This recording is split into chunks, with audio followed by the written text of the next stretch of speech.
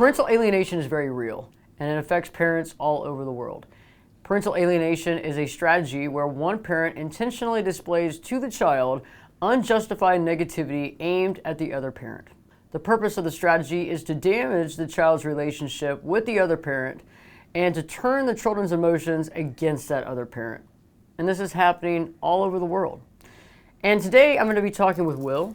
And Will has experienced this and is actually experiencing this right now. And so we're going to be able to walk into the 5 stages of parental alienation, explaining what that looks like and the different areas that he has experienced this in and how he's dealing with it at this moment.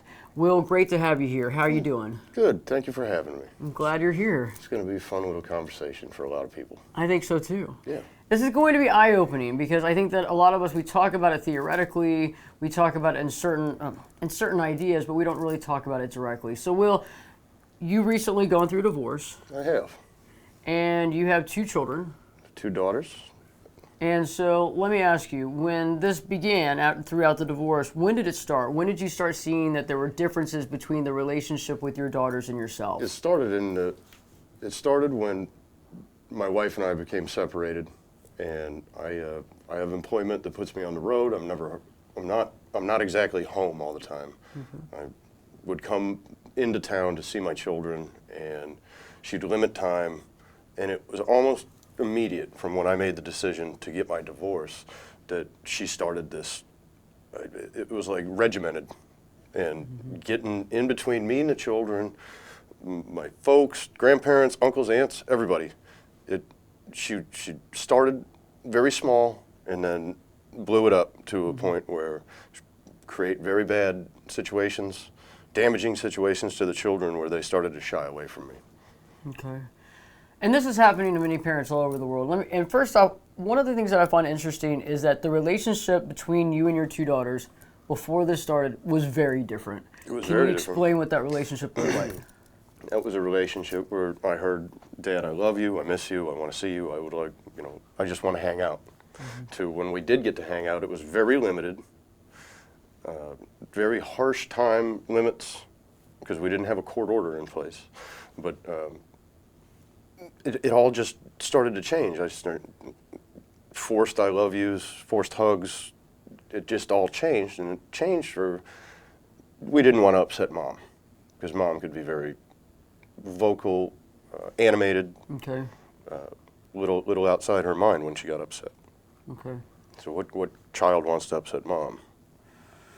Exactly. And so in the beginning, though, before this, y'all could spend time together, you could hang out, you and your daughters. We could. They showed love, they would say, Daddy, I love you, right. That sort of thing, and that was normal. That was normal. What little girls don't love their daddy? Exactly. So it's been an amazing transformation that I've gone through with losing my children. And that's one of the interesting parts, too, is because children begin to get angry about things, in the attempts with the other parent trying to keep the child away, the negative statements that are probably being made behind your back as well from your ex. Yeah, we know this is happening.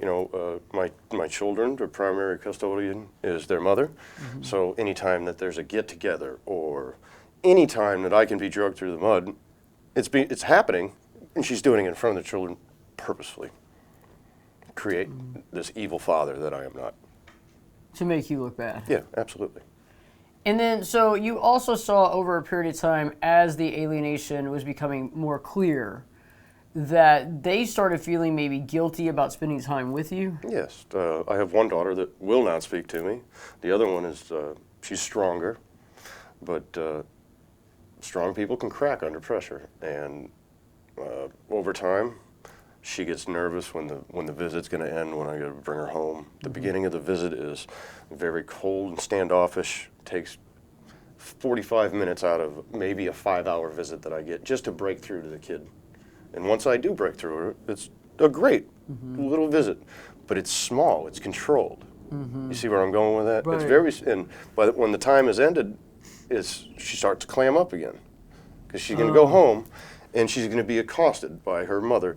What did Dad say to you? Did he talk bad about me? And I've never gone down that road. I refuse to. I'm not going to play that game. But it's your child. You know how your child behaves.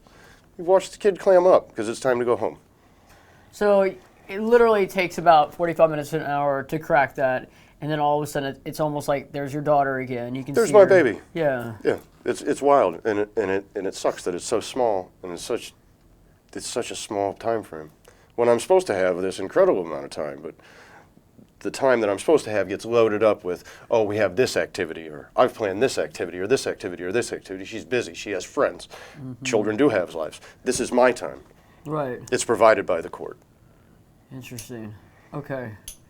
And then, so by the time, let's say about 30 minutes before you need to drop her off based on all these limitations, that's when she kind of clams back up She'll again? clam up, and it's something wild to watch. Starts to clam up, become, less talkative, and when it's time to get out the car and say goodbye, it's hard to get the hug. It's hard to get the I love you out of her. She's scurrying into the house to hide.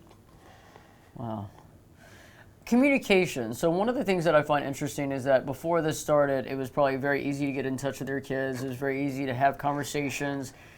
Now kind of show me, I mean, I know that now it's full-on alienation, but what starts happening with the communication style that you see? One by one, they are picked off. We all use iPhones or Androids. In my particular case, it's an iPhone.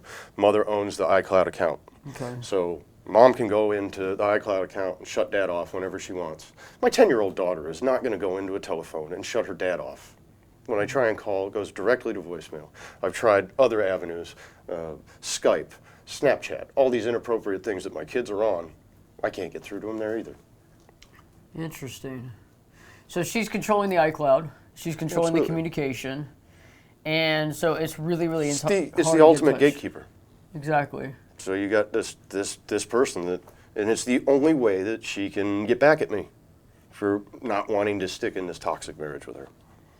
Yeah, because she has nothing else. Because you're divorced. There's not a financial piece. Nope. There's not a sex It's piece. it's There's all- not a relationship It's all settled. piece.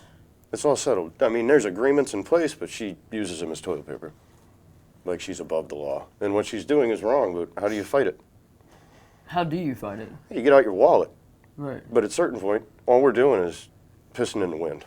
Because I'm going to spend another $5,000, $10,000 to try and get my seat and my kids, but the damage is done. What do you do? What do you do here? It's really a rock and a hard place. I mean, how do you feel about the fact that, first off, you know that they are being fed whatever information she's feeding them to get them to turn on you? It's one of the most heartbreaking and terrible experiences anybody can go through. These are my children, and they've been poisoned against me. And what I'm going to get in the end is a couple 20, 25-year-old women with daddy issues, with maybe some substance abuse problems as well, Right. coupled with the daddy issues, because their father has been removed.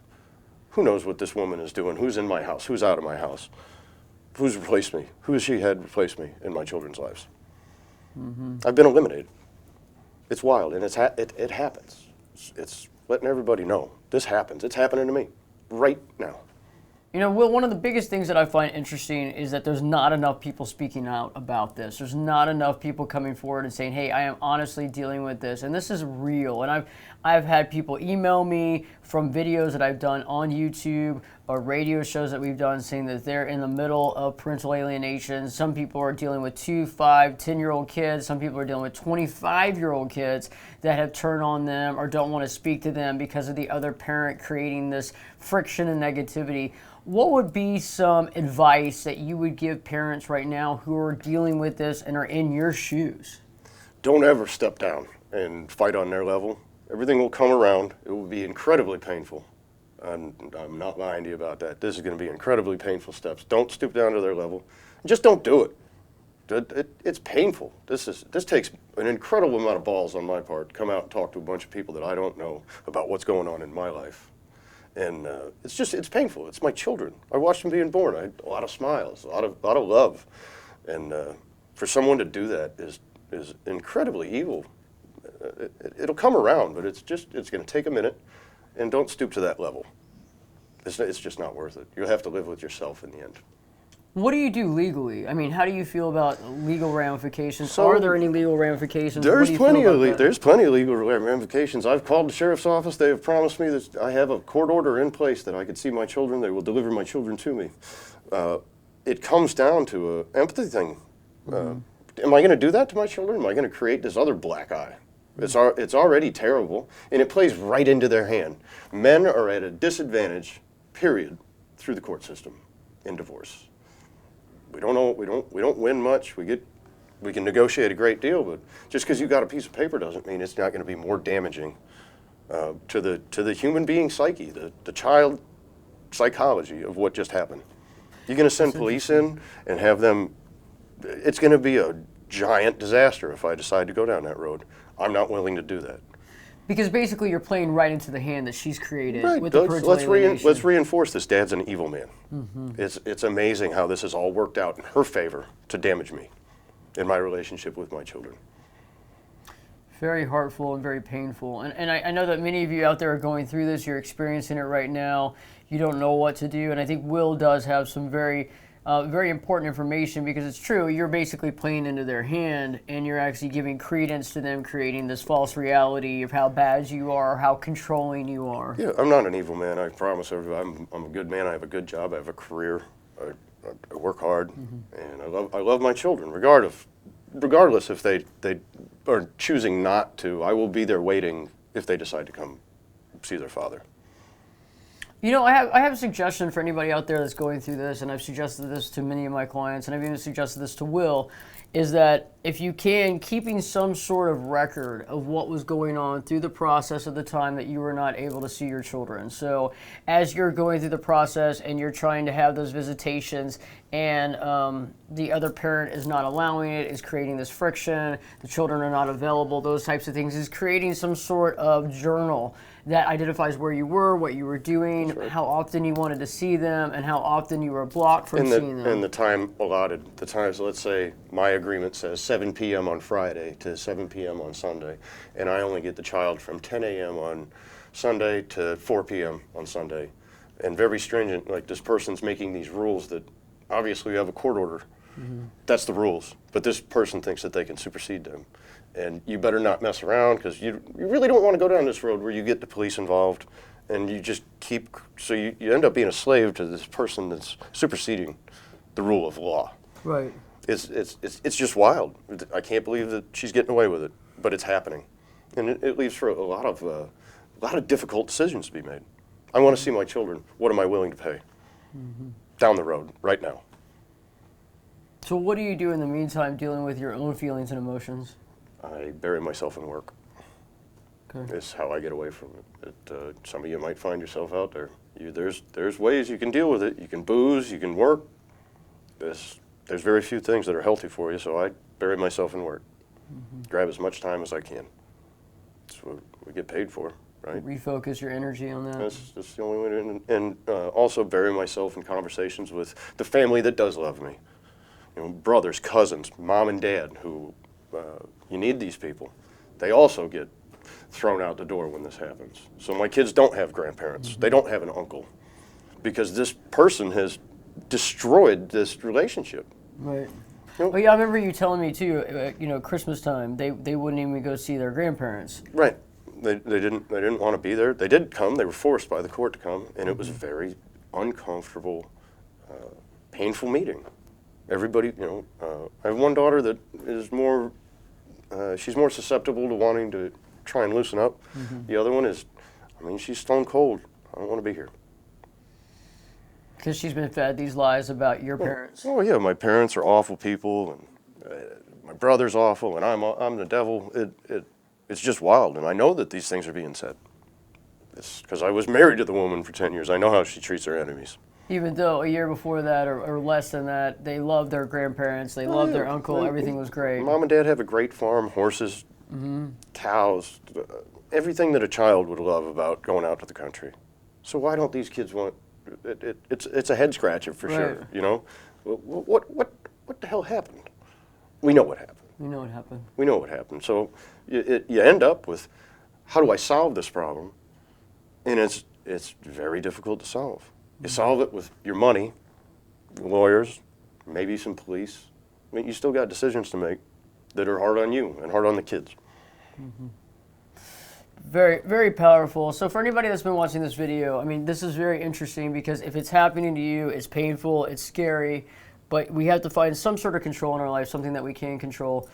the court order options are there, but again, it's do we create that consistent reality again? And so I think that it's about really keeping that journal, reaching out when it is time to see them, doing everything you can, putting every foot forward to make that a reality. But then in the process, not beating yourself up because you are being talked about. The negativity is coming from that other parent, and they are creating that reality to make your life hell when it comes to these kids. Absolutely. They will do everything to drag your name. I have not only been alienated as a parent in the town that I used to live in, my name's been dragged through the mud. Anyone that she can talk to, and to make her feel better, will drag my name through the mud. I'm just the most awful person in the world. It's happened, and it's hard to recover from. You find out who your friends are. Mm-hmm. And that's to create that victim reality too, and also to offset the fact of the things that she did. Absolutely. Don't look at me. Mm-hmm. Look over here. Look at this scumbag. He's terrible, and it's their little way out. But you're playing with children's lives, and those have repercussions. And their brains aren't even fully developed to even understand what's really going on. Yeah, I got no idea. I love Mom. I don't want to upset Mom.